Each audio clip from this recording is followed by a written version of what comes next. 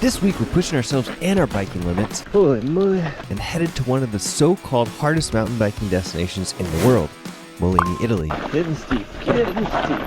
Molini is a very small town nestled in the Ligurian Alps, and very few people know this, but it's considered to be one of the best places on planet Earth to ride your bike. Oh yeah, cool. In our last video, you saw our struggles getting our bikes to Molini, how we ate some of Europe's absolute best food. The raspberries are so good. Rode some of the hardest trails we've ever ridden. And even had a few hard crashes. Man. Today you're going to see us tackle the biggest downhill day we've ever had. Oh. Ride through a 12th century medieval village. This is cool. Continue raiding the trails, and even try and break my bike.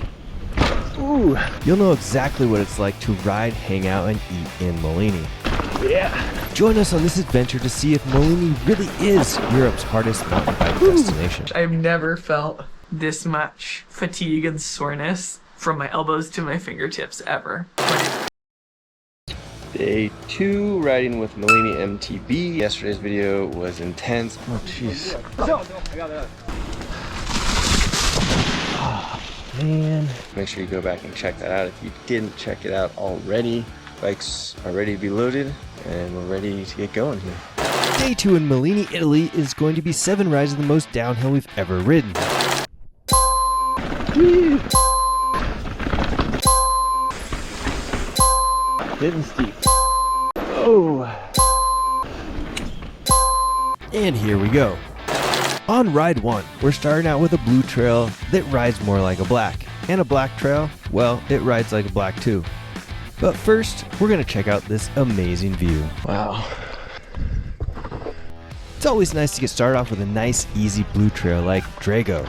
But in Molini, even the blue trails aren't nice and easy. This blue trail definitely rides like a black pretty much everywhere else. We're going on day 2, riding with guys from Mexico. I thought we were going to ride with these guys yesterday. They were over in Panda. Today and over the next few days, we're riding with Eduardo, Sam, and Pablo from Mexico. These guys are great riders and going to be super fun to try and keep up with. Hitting the warm up. Arms are a little bit tired, hands are pretty tired from yesterday. Only slept okay last night. Did a nice lever bleed after the ride yesterday, so hopefully. The terrain got a little gnarly and caused me to lose my train of thought there. But we try and do lever bleeds after really long days or when our brakes start to feel a little bit mushy. And they only take about 5 minutes, and it makes the brakes feel awesome. So when we're riding crazy terrain like this, I am super happy to have my brakes working well, because this blue is definitely riding way more like a black. Woo. This is Sam of Bike Logistics, super kind guy and really fast rider. Whew. Hands are feeling it today. Body getting in rhythm. After yesterday's craziness, hand fatigue is a 9 out of 10 right now, and getting worse. I'm not sure if they're going to make it all day. Keep breathing. Looking for the lines, having confidence, using the old legs. One of the biggest challenges on trips like this is getting warmed up fast because the trails are hard and only getting harder. Whew. So as if Drego Part 1 wasn't hard enough, now we're getting into Part 2, which is actually rated a black. That just means it's about to get gnarlier, steeper, and even rockier than it was up above. And at this point, anything that's steeper or rockier / bumpier is just making my hands hurt even more because I am gripping these bars way tighter than I should, and that's what's causing all this hand fatigue. I need to loosen up and relax a little bit. Something that is helping me out is I'm on my 170 fork and 155 shock Revel Rail 29. Oh yeah, cool. Which is helping to smooth out these bumps much more than a smaller bike would. One thing about having this bike at 170 over 160 fork is that it's definitely better just rolling over things. That is for sure. And every time I think about getting a smaller bike as my one bike quiver killer, I come back to this kind of terrain. A smaller bike than this would just get absolutely demolished. Either that or I'd have to become a much better rider.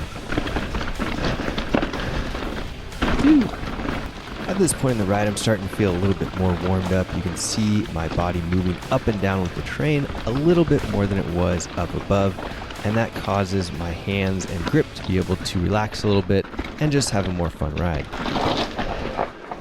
Here we found one of the many ruins that spread throughout this Italian countryside. It's just amazing the history and the age of things here. Structure down there. So different than the United States. Castle thing up here. Back to riding behind Eduardo and Sam. Something that I learned in my short time getting to ride with these guys is if I was able to keep them within my sights, that's when I knew I was riding really, really good. At first, these guys would just be gone. They're just that experienced and that good. Maybe this is why.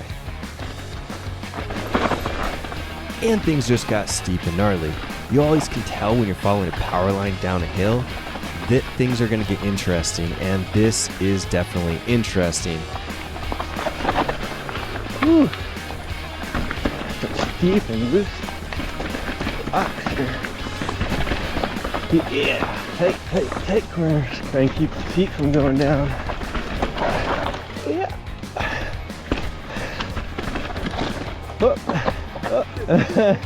You good? Yeah. Okay. He did the longer curve. Yeah. He went inside and he just stuck here. These turns are super tight and super rough. Either you plan them and hit them just perfectly, you have a nose pivot, or you just get so lucky that you make the turn. Ride 1, 3.8 miles, 1,800 feet of descent, difficulty of 7, which is pretty darn hard for a first run, and a fun of 7 out of 10, just trying to get the arms into motion and feeling good. Yeah, I probably should put the pads on at lunch maybe. Yeah, you too. Whew, fun. Due to a GoPro malfunction, which unfortunately happened a few times on this trip, we're skipping ride 2 and on to ride 3. But it's a fun one. We're riding through Triora and Molini. This is so cool. If you've never done an urban ride, you have to put it on your list. It is so fun to ride through the streets of a town when the occupants of the town are used to it and totally okay with it. It's just like unlocking a puzzle and getting to ride in a way that you are not used to, and it's just so much fun. After lunch, urban riding after lunch. This is cool. I'm sure I'm going to post way more of this urban riding than I probably should because of the lack of fast-paced tempo that we have going on here, but I just love this stuff. This is amazing. The small streets. And you know what? The ground, the little mossy areas here are very slippery, so it's not super easy either.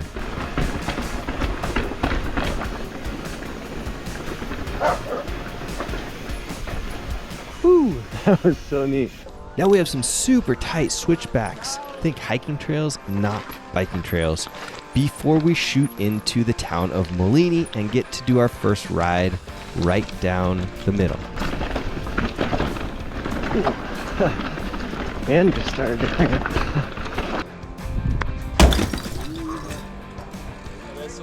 Got Molini off to the left there. Very cool. Tell my left hand to get with it. Doesn't want to work that well right now. Gonna need it though all the rest of the day. We're gonna take tomorrow off though, so be a nice little day of hanging out. I'm underplaying this, but I can hardly grip the bars with my left hand. And now we're cruising into Molini, just before we're gonna hit another shuttle up the mountain and hope that my hands can make it through several more rides before we get to rest them up during our day off. Ride 3, 3.5 miles, 2,200 feet of descending, a difficulty of only 3 out of 10, but a fun of 8 out of 10. It is always so much fun to do some urban riding, especially in old towns like this. For ride 4, we only had about a third of the way up the mountain for a flow trail that has some unexpected steeps. Just put on some new front brake pads, trying to Get them bedded in on the trail, always fun, until they are not quite biting you. Alright, I feel like they're starting to bite a little bit better. Have to adjust my lever pull just a little bit. Get that bite where I would like it. After changing my brake pads, the levers are biting a little bit further away than what I'm used to. So I'm adjusting that and trying to get it just perfect for a gnarly trail like this. Whew. Getting steep, getting steep. Oh yeah, nice and steep. Whew.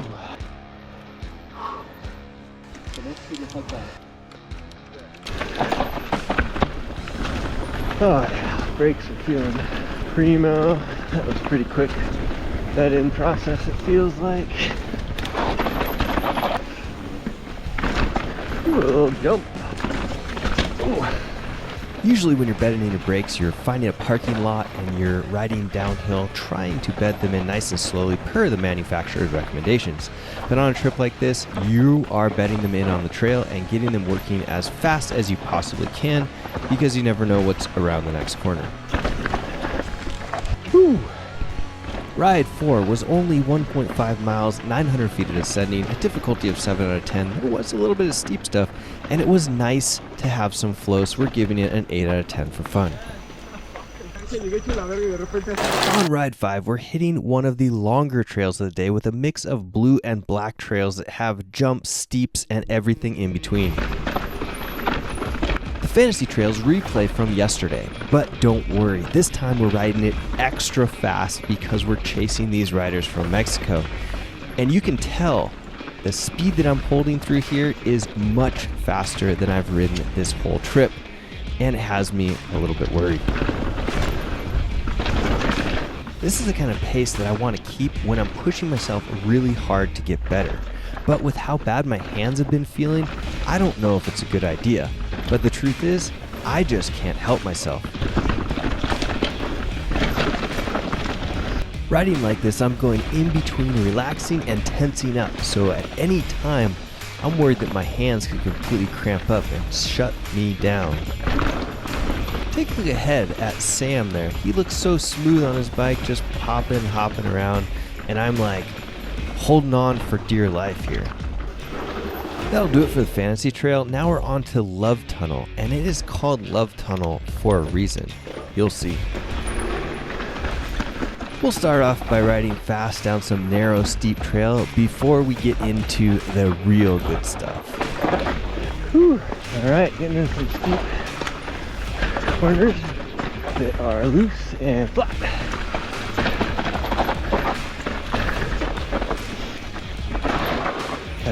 Play the old skidding game.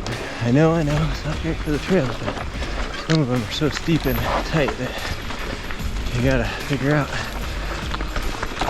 how to get yourself in the right position, and it takes a little skidding sometimes and a lot of brake modulation. Oh. Yeah. Sticks are kind of placed precariously. Yeah, GoPro battery just died before that last trail got really steep.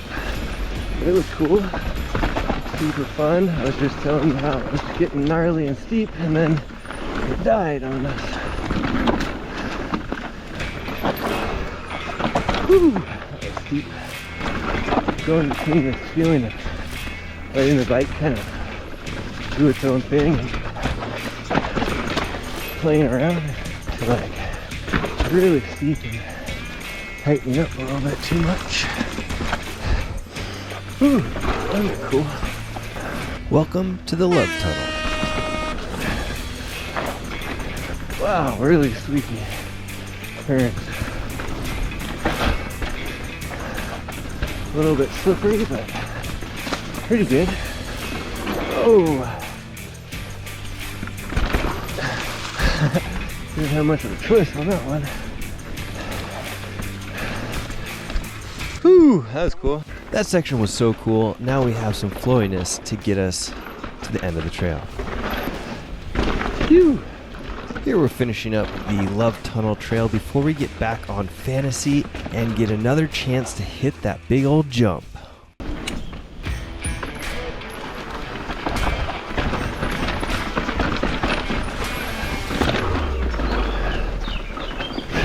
Bugs in my mouth.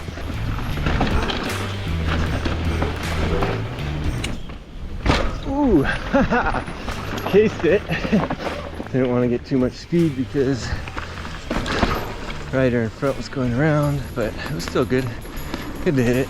I'm actually not sure how my wheel is still rolling. Did you hear that? Ooh. Ooh. Now back to our regular programming. That was a big hit. Oh well, things seem to still be working just fine. Ooh, tight, steep turns. We rode this one on the first day, but I don't really remember it. First trail we rode, I believe. It is really nice to reride trails because you kind of have some familiarity even if you don't remember it that well, and you can push just a little bit harder, have a little bit more fun. Woo! This is Eduardo, super nice guy, one of the faster riders I've ever ridden with, and also very fun to talk bikes with. You were going around the jump and I was like, oh, I need to pump the brakes. Cased it hard. Ooh. I saw you and I said, let's give it a go.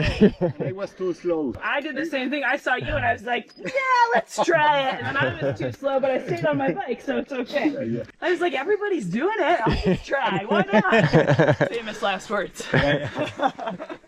Now we do white panda. White panda. Turns out this ride isn't over yet. We've got White Panda coming up, which isn't on Trail Forks. Steep, fast, and fun. Here we go. Says that this one is crazy good. So, I don't know if that means super hard or just a really good trail. Hard to say. Language barrier. Some pretty good route bundles, that's for sure. Flat turns, getting steep. Steep, steep, steep. Ooh, tight turn and steep.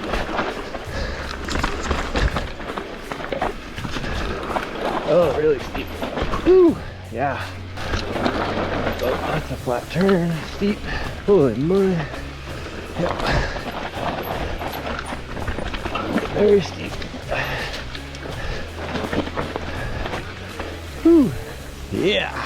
That'll do it for Ride 5, 3 miles, 2,000 feet of descending, difficulty of 8 out of 10. Those steeps were super steep and a fun of 9 out of 10. I always love to push myself on the really hard stuff. Unfortunately, amateur hour here, we messed up the GoPro and lost the footage for the last 2 rides. No! But it was an amazing day, so much downhill, and we're going to be back for more after a quick rest day tomorrow.